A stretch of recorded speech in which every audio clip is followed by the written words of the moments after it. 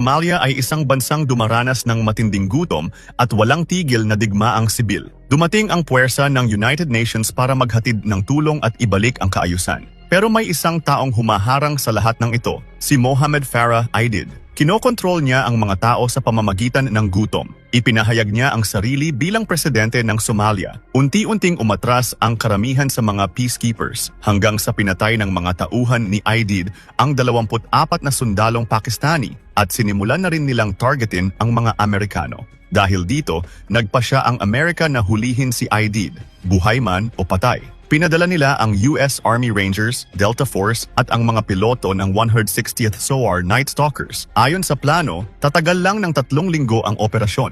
Pero 6 na linggo na ang lumipas at wala pa ring tagumpay.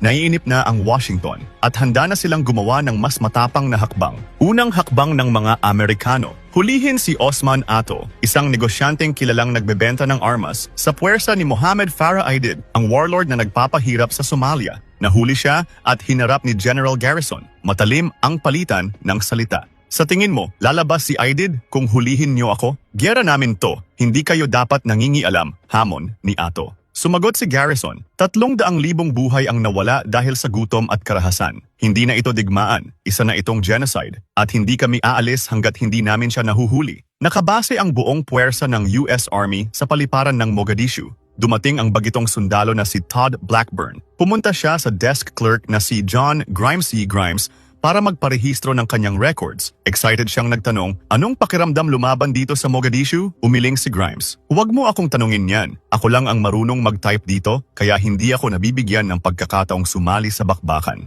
Pumunta ako dito para lumaban, sagot ni Blackburn, puno ng pananabik. Hinatid siya sa kanyang bagong grupo at ipinakilala kay Staff Sergeant Matthew Eversman. Samantala, malayo sa lungsod, si Sergeant Norm Hoot Gibson ay nakikipagsapalaran sa loob ng Mogadishu para mag-ipon ng mahalagang impormasyon para sa susunod na operasyon. Sinundo siya ng kanyang grupo sa disyerto. Habang pauwi, nakita nila ang isang grupo ng baboy ramo na tumatakbo. Sino sa inyo ang nagugutom? Biro ni Hoot. Natawa ang lahat. Kinagabihan, sa base, nagkaroon ng malaking kainan. At sa gitna ng mesa, isang malaking lechon ang niluluto. Habang masayang nagkukwentuhan ang mga sundalo, may isa na nagbasa ng kakaibang batas sa Somalia. Pakinggan niyo to, sabi niya. Kapag may pumatay mula sa isang angka ng ibang tao, kailangan magbayad ng 100 camel sa pamilya ng napatay. Natawa ang ilan at biniro. Ni isang camel, hindi ko babayaran yan? Biniro rin nila si Sergeant Eversman kung gusto ba niya talaga ang mga lokal na Somali. Sagot niya, hindi sa gusto o ayaw ko, pero nirerespeto ko sila. Ipinaliwanag ng kasama niya na si Eversman ay isang idealist, naniniwala sa misyon nila mula sa kaibuturan ng kanyang puso. Sabi ni Eversman, tingnan nyo, wala silang trabaho, pagkain, edukasyon o kinabukasan. 2 lang ang pwede nating gawin. Tulungan sila o panoorin na lang sa TV habang sinisira nila ang sarili nilang bansa. Ako, sinanay para lumaban. Pero mas naniniwala ako na sinanay tayo para gumawa ng pagbabago. Biglang napatigil ang usapan ng magka-seizure ang isa sa mga sundalo. Agad siyang inasikaso pero malinaw na hindi na siya makakabalik sa misyon. Nilapitan si Eversman ni Captain Mike Steele. Ikaw na ang mamumuno sa chok niya. Malaking responsibilidad to. Buhay ng mga tao mo ang nakasalalay sa mga desisyon mo. Tumango si Eversman at buong tapang na sumagot. Rangers lead the way, sir. All the way. Maagang umaga, tinipon ng mga leader ng operasyon ang lahat ng tropa. May bagong impormasyon. May pagpupulong ngayong 3:00 ng hapon sa Baccara Market ng mga mataas na opisyal ni Mohamed Farah Aidid. Kumpirmado ito mula sa 3 magkakaibang source. 2 sa pinakamalalaking target ang inaasahang nandoon. Si Omar Salad, pangunahing tagapayo ni Aidid, at si Abdi Hassan Awali, ang Interior Minister. Ipinaliwanag ni General Garrison ang plano. 3:45 p.m., papasok ang Delta Force sa gusali para hulihin ang mga target sa pamumuno ni Captain Steele. 3:46 p.m., ibababa ng mga Black Hawk helicopter ang 4 na grupo ng Rangers para kontrolin ang 4 na kanto sa paligid ng gusali. Walang makakakalabas o makakapasok. 3:47 p.m., sa pamumuno ni Lieutenant Colonel McKnight. Hihinto sila malapit sa Olympic Hotel at hihintayin ang go signal. Kapag nagbigay ng kumpirmasyon ang Delta Force, sasalakayin nila ang gusali, ilalabas ang mga target, isasakay sa mga truck at sabay-sabay babalik sa base, 3 milya ang layo. Target na matapos ang buong operasyon sa loob lang ng 30 minuto. Sinabi ni General Garrison na humiling sana sila ng armored vehicles at AC-130 gunships, pero tinanggihan ito ng Washington. Masyado raw high profile. Kaya't mga Black Hawk at MH-6 Little Bird helicopters lang ang magsisilbing air support. Ang code word para sa pagsisimula ng operasyon, Irene. Dagdag pa ni General Garrison. Kapag nasa Bakara Market na kayo, nasa loob na kayo ng teritoryo ng kalaban. Huwag niyong maliitin ang kakayahan nila.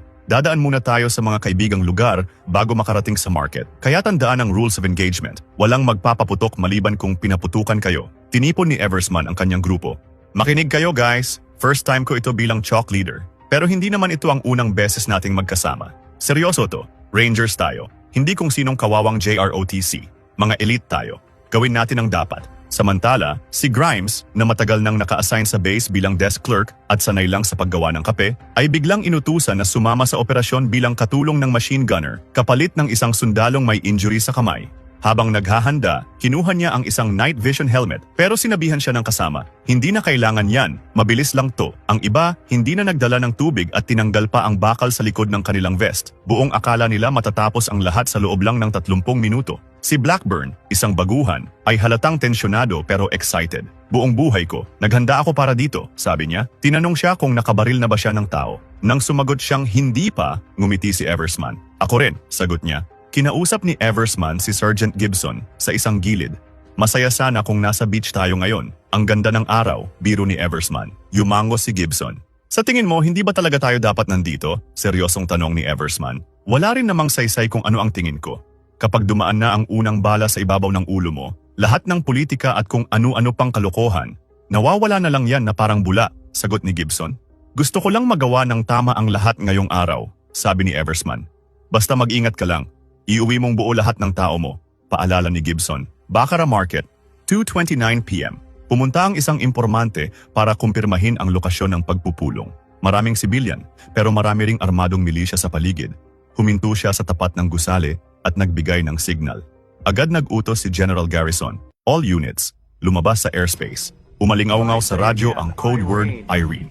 Handa na ang lahat. Sumakay ang mga Rangers sa mga Black Hawk helicopter. Lumapit si General Garrison sa grupo. Good luck boys! Mag-ingat kayo, walang dapat maiiwan. Nagtaka si Eversman. Ngayon lang ito sinabi ni Garrison. Isang malinaw na pahiwatig kung gaano kaimportante at kadelikado ang misyon. Kasabay nito, nagsiliparan na ang mga helicopter at umalis na rin ang convoy ng mga Humvee. Sa di kalayuan ng base, ginising si Yusuf Dahir Moalim, ang pangunahing commander ng milisya ni Aidid. May mga batang impormante siyang nag-ulat na umalis na ang mga helicopter mula sa base. Hindi siya nag-aksaya ng oras. Agad niyang inihanda ang kanyang hukbo para sa isang mabagsik na ambush. Habang nasa ere, ramdam ng grupo ni Eversman ang matinding kaba habang papalapit sila sa kanilang target. Sa ibaba, nagsimula ng magtakbuhan ang mga tao. Sinunog nila ang mga gulong, isang malinaw na senyales na paparating na ang mga sundalo. 3:42 p.m. Bumaba ang Delta Team mula sa mga MH-6 helicopter at nilusob ang gusali. Matagumpay nilang naaresto ang dalawang mataas na opisyal ni Aidid. Kasunod nito, nagsimulang mag-deploy ang mga Black Hawk helicopter ng mga Rangers sa 4 na sulok ng daan sa paligid ng gusali.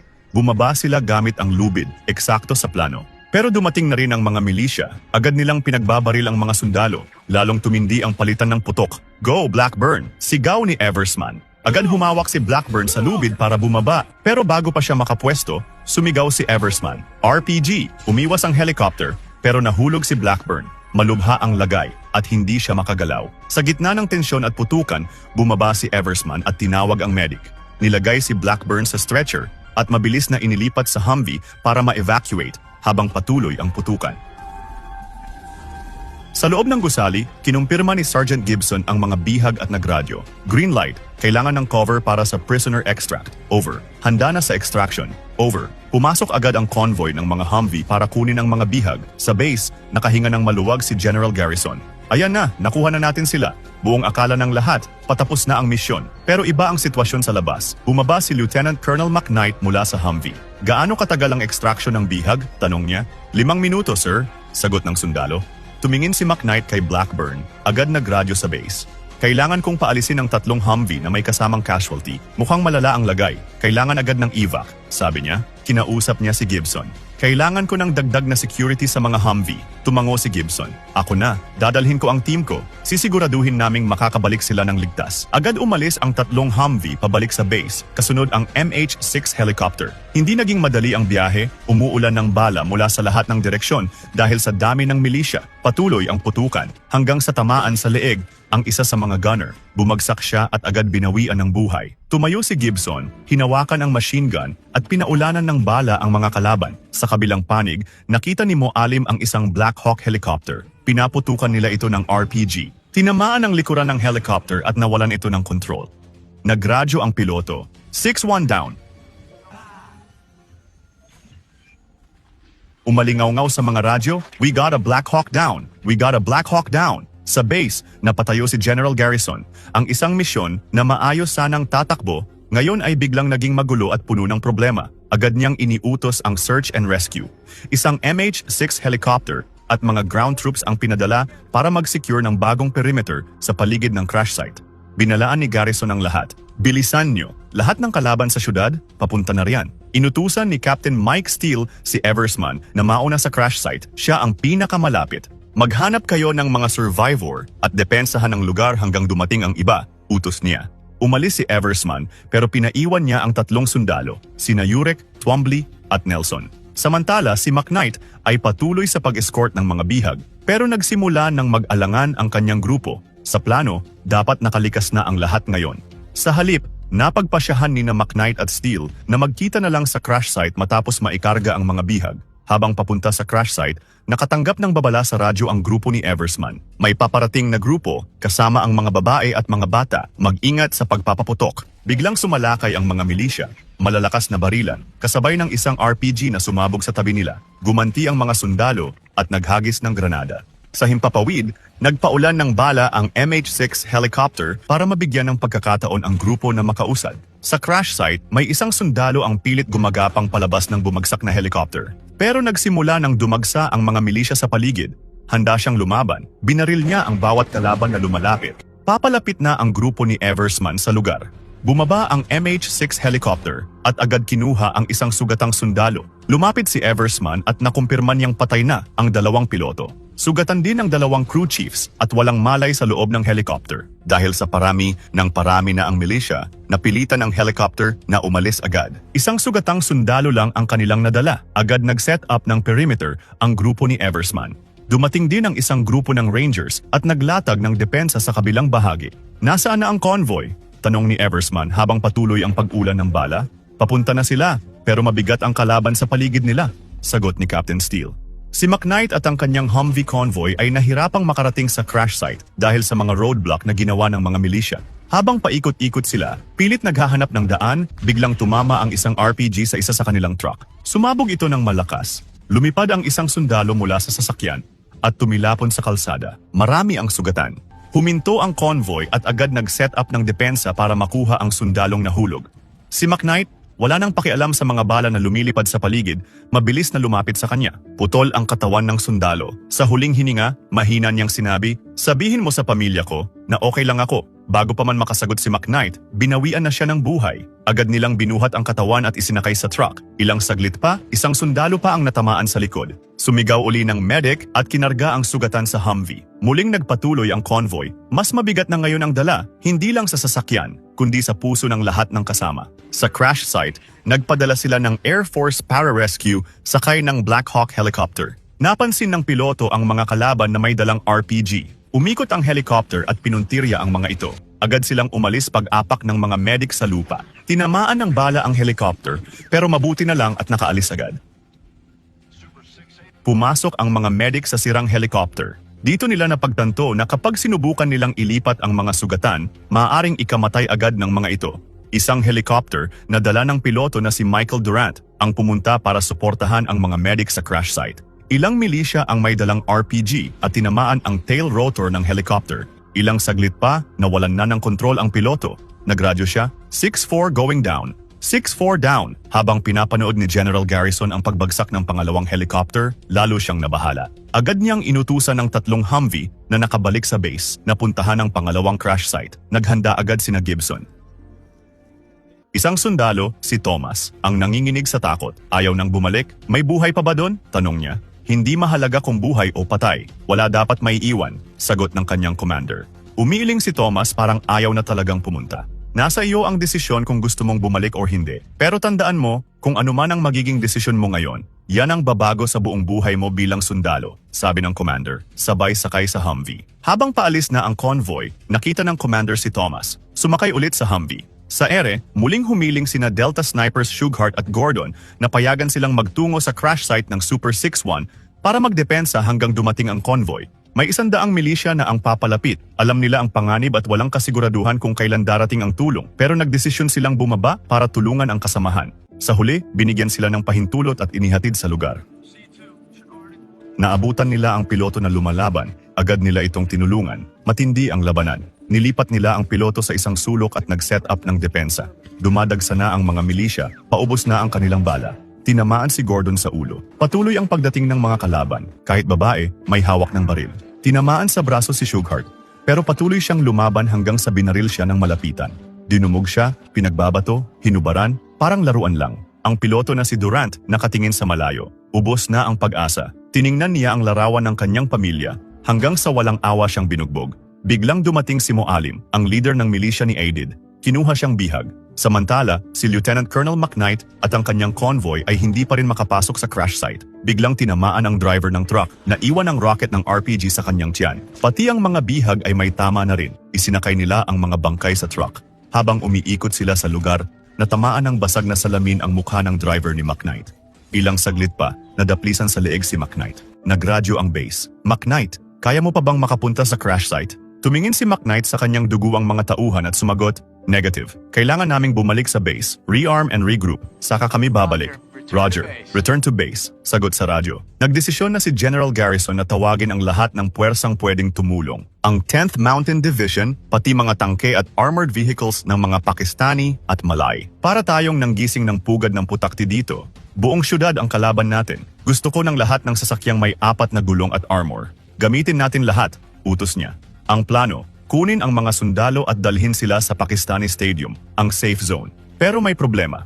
Ayon sa Pakistani General, dahil hindi raw sila inabisuhan sa raid, matatagalan bago ma-mobilize ang 10th Mountain Division at ang 100 na sasakyan. Samantala, sa kalsada, nahirapang makapasok ang convoy ni na Gibson papunta sa crash site ni Durant. Puro roadblock at barikada ang nadaanan nila. Dahil wala nang ibang ruta maliban sa pag-ikot sa buong syudad, nagpasya si Gibson na maglakad na lang papunta sa lugar. Pagdating nila sa crash site, wala na si Durant. Pinasabog nila ang helicopter at umalis papunta sa kabilang crash site. 5:50 p.m. Simula na ng dasal ng mga Muslim, kaya natigil ang putukan. Dumating ang grupo ni Sanderson. Tinawagan si Eversman para makapwesto sila sa tamang gusali at maiwasan ang friendly fire. Sa kabilang banda, dumating din ang 3 sundalo na naiwan sa original target building, sina Yurek, Twombly at Nelson. Sa kasamaang palad, tinamaan ang vest ni Twombly, umusok ito at natumba. Biglang tumakbo si Corporal Smith para tulungan siya, pero tinamaan siya sa paa. Nagtulungan ang grupo para dalhin siya sa loob ng gusali. Agad siyang nilapatan ng first aid kahit umiiyak sa sakit at nangangailangan ng medevac. Tumawag sila sa command, pero masyadong delikado ang sitwasyon para magpadala ng rescue helicopter. Ang tanging magagawa nila ay maghintay at magdepensa. Lumapit ang doktor kay Eversman. Natamaan ang femoral artery. Kailangan kong hugutin ang ugat para i-clamp at mapigilan ang pagdurugo.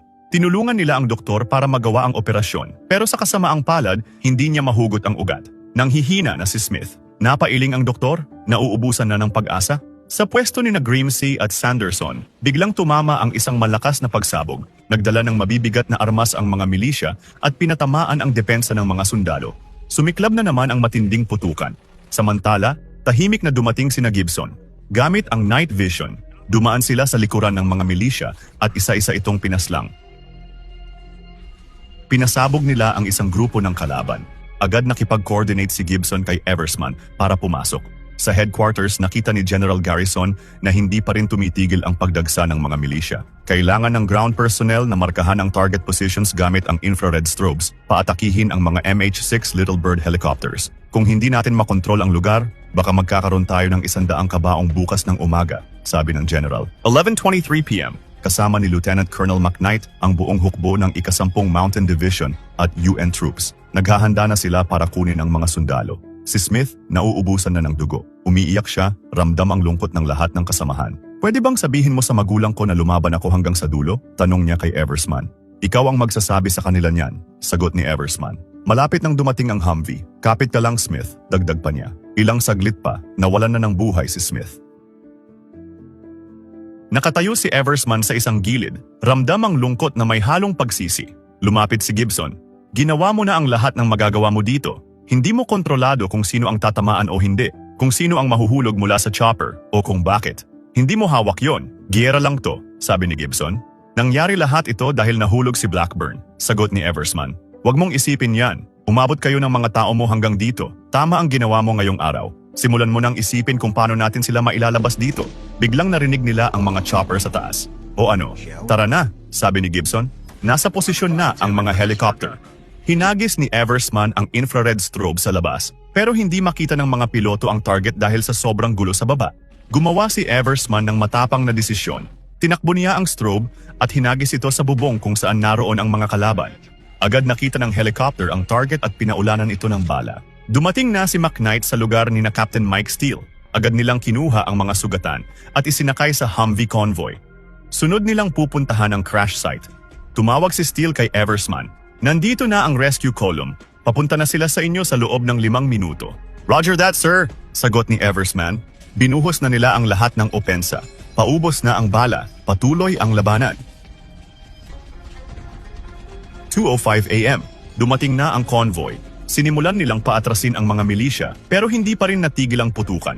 Pumunta agad sila sa bumagsak na helicopter para kunin ang piloto pero naiipit at basag ang paa nito at nahirapan silang alisin. Tumawag si General Garrison kay McKnight. Anong nangyari? Bakit natagalan? Sir, kailangan baklasin ang cockpit para makuha ang piloto, sagot ni McKnight. Sinabi ni General Garrison ang kanyang huling utos. Walang maiiwan. Naintindihan mo? Walang maiiwan. Roger that, sir. 5:45 a.m. Matapos makuha ang katawan ng piloto, pinasabog nila ang helicopter at agad umalis papunta sa safe zone.